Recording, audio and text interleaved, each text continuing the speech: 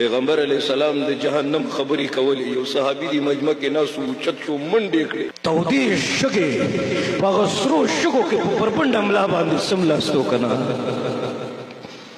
پیغمبر علیہ السلام صحابو ته وویل ورشي دې راولئ وی چې کله دې راوستو که نه د الله نبي ورته وایي داسې دې ولې وکړل دې ورته په ژړا شو احساس و هغوی سره چې څه به کېږي پویدل کله چې سبا بېګاله مرګ دی پویدل چې کله مړ شي او په قبر دې خزې ولګي دا د دنیا مزې به دا د بې مزې ولګي پویدل خوله به دې بند شي ورته سختې به قیزې ولګي پویدل چې نن د ده نمبر دی سبا زما د صحابي منډې کړلې په سرو ریګونو کې سملاست پیغمبر علیہ السلام ورته وی داسې دی ولې وکړه وایي زه دې بدن ته دا ویل غواړم که دا ګرمي نشي برداشت کولی که دا ګرمي نشي برداشت کولی نو د آخرت ګرمي به څنګه برداشت کې تاسو چې نن کور ته لاړ شئ یو ماچس ډبې راواخلئ یو تیلی ولګوه 2-3 سیکنډ هم دې تیلي ته ته دا ګوته نشي نیولی دا خو نقلي اور دی زه مدرسه کې وم زما د خدمت نمبر و خیال مې نه و ګرم دیګی مې په دې لاس ونیو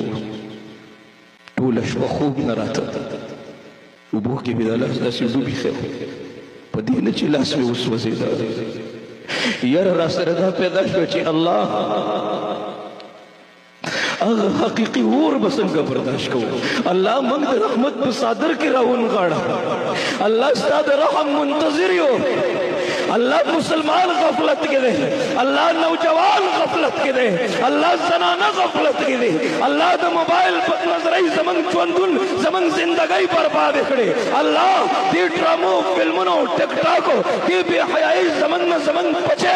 پردے کھڑے دے ذہنی رل غلام کو اللہ دی ساری پر منس کے زمن جماعتوں نے ویران پراتے دی کدا جماعت پا آغا سخت اور ازبان دے پا ما باندے شکایت کی ما سر جواب نہیں کم قرآن سره چې ما په وفایي کړې ده ټول ژوند مې موبایل نه ورکړی او ټوله ورځ تېره شوه شپه تېره شوه ما کوټه کې قرآن نه دی ویلی که دا قرآن په ما شکایت کوي القرآن حجة لک او علیک زه به څه کومه ای موږ چې دلته کښېنو موږ سره الفاظ ختم شي